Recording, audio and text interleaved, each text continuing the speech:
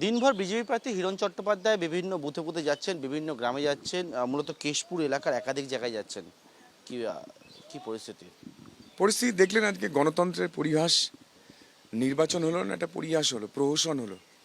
আপনারা দেখলেন যে একজন প্রার্থী সে তার অর্ধেকের বেশি জায়গায় ঢুকতেই পারলো না।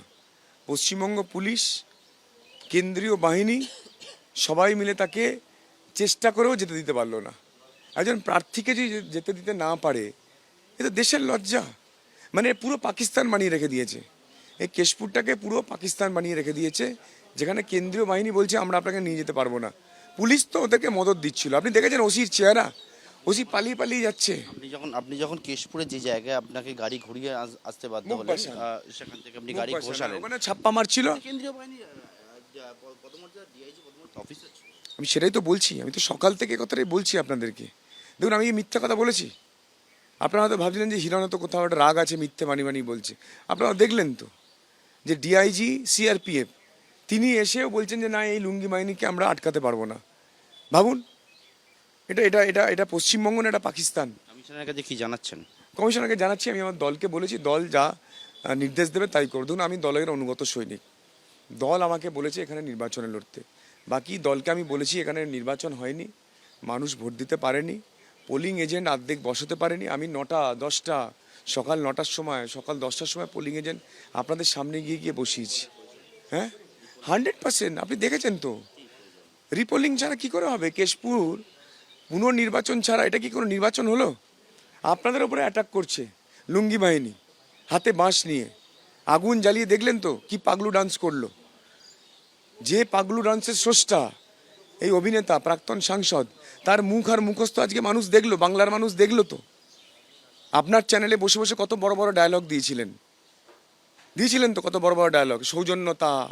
আর এটা সৌজন্যতা? লুঙ্গি বাহিনী দিয়ে সাংবাদিকদেরকে মারবার হুমকি দিচ্ছে, অকথ্য ভাষায় গালাগাল দিচ্ছে। প্রার্থী তো ছেড়ে দিন, আমাকে তো গালাগাল দিচ্ছিলই। সাংবাদিক বোনেরা ছিল। হ্যাঁ, কেশপুরে ওনার সৌজন্যতা উনি দেখিয়ে দিলেন, যে ওনার যে মুখ আর মুখোশ আলাদা।